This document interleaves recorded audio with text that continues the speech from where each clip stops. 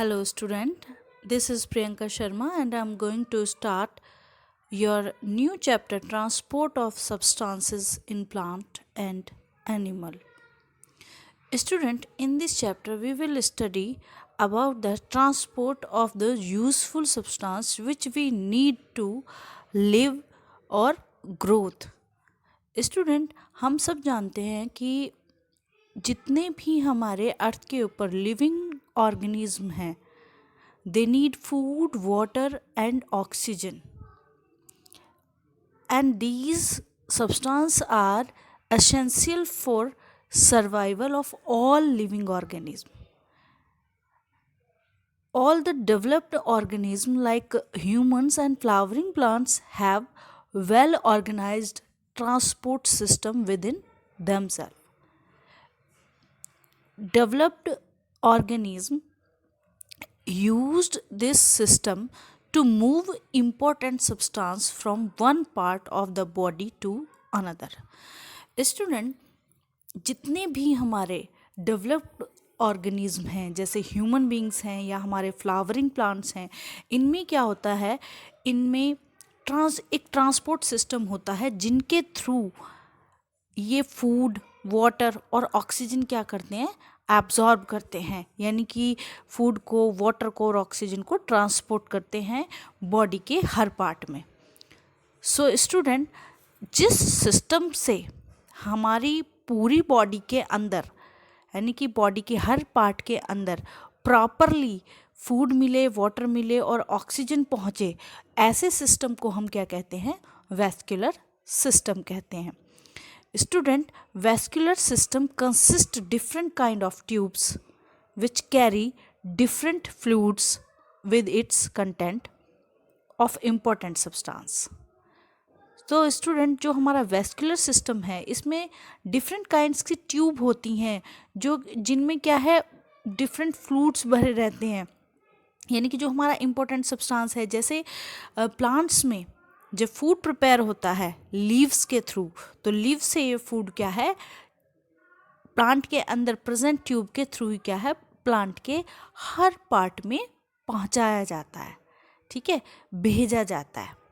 So student, vascular system is driven by a force that keeps the fluid in motion.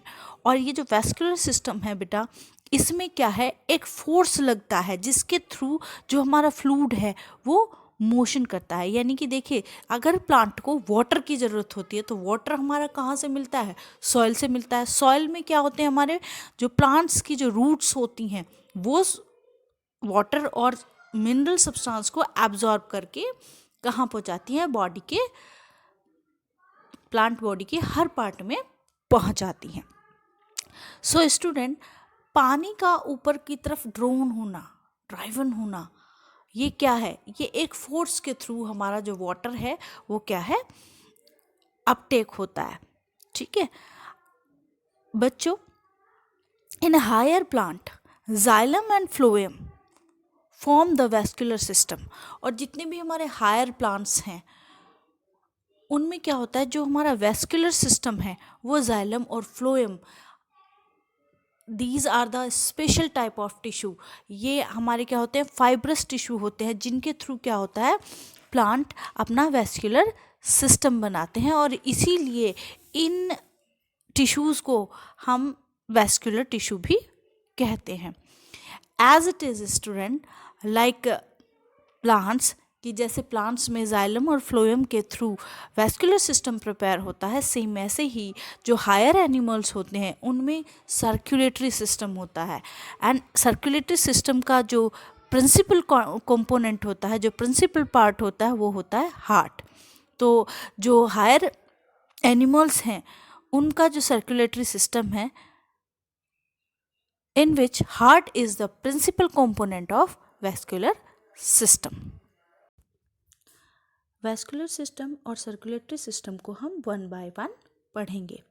But now we discuss about transport of substance in plants. Flowering plants like herb, shrub or tree, they draw water from soil through their roots. Student, many of the outer cell at the root extended to form root hair.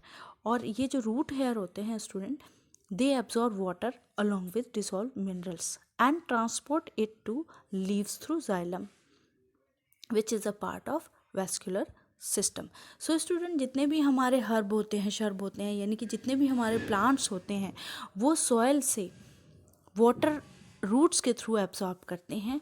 और इन roots पर आपने देखा होगा छोटे छोटे root hair होते हैं। ये रूट हेयर वाटर और डिजॉल्व मिनरल को एब्जॉर्ब करके लीव्स तक पहुंचाते हैं जाइलम के थ्रू। और जो हमारा प्लांट वेस्कुलर सिस्टम होता है, इस वेस्कुलर सिस्टम में दो मेन टिश्यूज़ होते हैं, यानी कि दो मेन ट्यूब होती हैं, जिन्हें हम जाइलम ट्यूब्स या फ्लोएम ट्यूब्स कहते हैं। जाइलम ट्यूब्स के थ्रू सॉइल से वाटर और मिनरल प्लांट्स को भेजा जाता है। ऐसे ही जाइलम से जो पत्तियों में फूड प्रिपेयर होता है फोटोसिंथेसिस रिएक्शन के थ्रू, वो प्लांट में पहुंचाया जाता है, यानी कि प्लांट्स के हर पार्ट में पहुंचाया जाता है।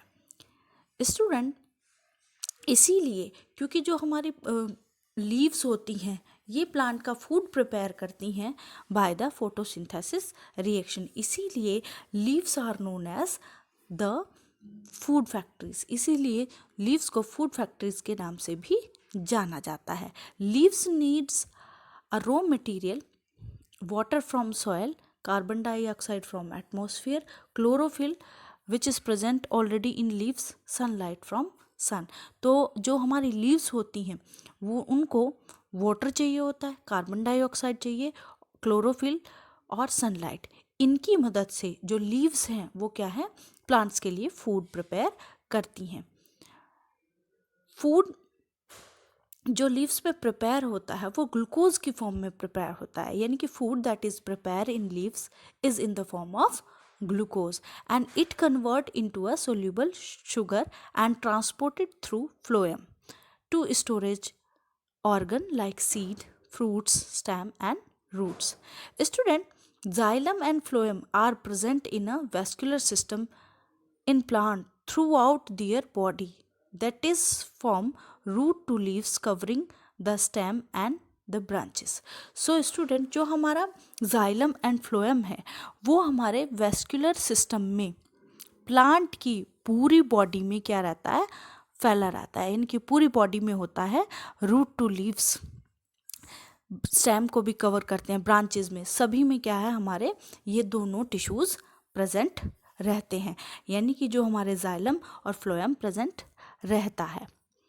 स्टूडेंट, जो हमारा जाइलम है, जाइलम क्या करता है, ये रूट के थ्रू वाटर को और मिनरल को एब्जॉर्ब करके लीव्स तक पहुंचाता है। Conduction of water and minerals through xylem, process by which water and mineral are transported from xylem of root and carried upward to stem, branches and leaves are called ascent of sap. वो process जिसमें water और mineral को xylem root के through transport किया जाता है upward to the stem, branch and leaves में, उस प्रोसेस को हम क्या कहते हैं, एसेंट ऑफ सैप कहते हैं। एसेंट ऑफ सैप जो प्रोसेस है उसके लिए दो फोर्सेस रेस्पॉन्सिबल होते हैं, यानी कि the Uptake of water and minerals in plants, two forces are responsible for it, one arising from roots, एक फोर्स क्या है हमारा रूट्स की तरफ से लगता है, and another one arises from leaves, यानी कि leaves from the top. Student, mode of transport in different kind of plants almost same, and now one question is arise, how the two kind of forces operate? क्योंकि water की अपटेकिंग के लिए दो forces responsible होते हैं, तो ये दो फोर्सेस प्लांट कैसे ऑपरेट करता है, इन फोर्सेस के थ्रू वाटर कैसे एब्जॉर्ब होता है। So now student, firstly we discuss about root pressure. Student, root of a plant are in direct contact with water in the soil. तो जो प्लांट की जो रूट होती हैं बच्चों, वो सॉइल और वाटर के डायरेक्ट कांटेक्ट में होती हैं, और जो रूट की जो ब्रांच नेचर है, यानी कि जो रूट के जो रूट हेयर हैं, they provide a large surface area for absorption of water और mineral. Root cell contain large vacuole filled with a fluid, the cell sap. जो रूट सेल होती हैं वो सेल सैप से फिल्ड रहती हैं, यानी कि जो सेल सैप होती हैं उनमें एक फ्लूइड भरा रहता है, और वो फ्लूइड जो होता है बहुत कंसनट्रेटेड होता है, यानी कि cell sap has a higher concentrated of salt than soil water. तो जो सॉइल में जो वाटर होता है उससे ज़्यादा जो सेल सैप होती हैं वो कंसनट्रेटेड होती हैं.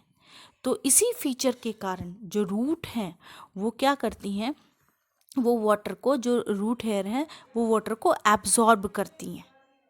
वो वाटर को एब्जॉर्ब करके जो सेल सैप है उसकी कंसंट्रेशन को क्या करती हैं, कम कर देती हैं. यानी कि a feature enable the root hair cell to draw water from soil through a process is known as osmosis.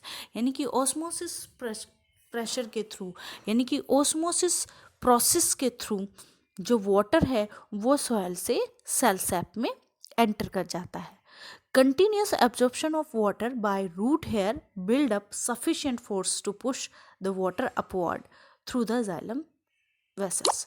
तो बच्चों, कंटिन्यूस एब्जॉर्प्शन वाटर का रूट हेयर के थ्रू सफिशिएंट प्रेशर क्रिएट कर देता है, जिसकी वजह से जो वाटर है वो जाइलम वेसल्स के थ्रू ऊपर इनटेक होने लगता है, ऊपर अपटेक होने लगता है. And now student, transpiration pull. This pull is happen in leaves. Loss of water from aerial part of plant in the form of water vapor is known as transpiration. यानी कि देखिए, जो प्लांट के जो aerial parts होते हैं, ऊपरी part जो होता है, वहाँ से पानी का वेपर की फॉर्म में लूज हो जाना क्या हमारा कहलाता है, ट्रांसपिरेशन कहलाता है. Water vapour through stomata, the tiny pores present on leave surface. तो जो हमारी जो वाटर है वो इवेपोरेट्स होता है थ्रू स्टोमेटा.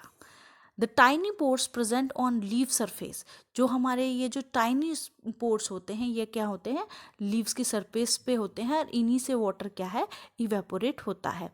या फिर वाटर जो है फोटोसिंथेसिस की रिएक्शंस में यूज़ हो रहा है, तब भी हमारी क्या हो जाती हैं, जो हमारे वाटर कॉलम्स होते हैं वो क्या हो जाते हैं, ग्रेटली स्ट्रेच्ड हो जाते हैं. और जिसके कारण क्या है, जो स्ट्रेच्ड वाटर कॉलम्स होते हैं they create a pull, and continuity of water column does not break due to the force operating between the water molecule and also between the water molecule and wall of the xylem vessels. So student, the transpiration pull is sufficient to raise water in leaves of the tallest tree.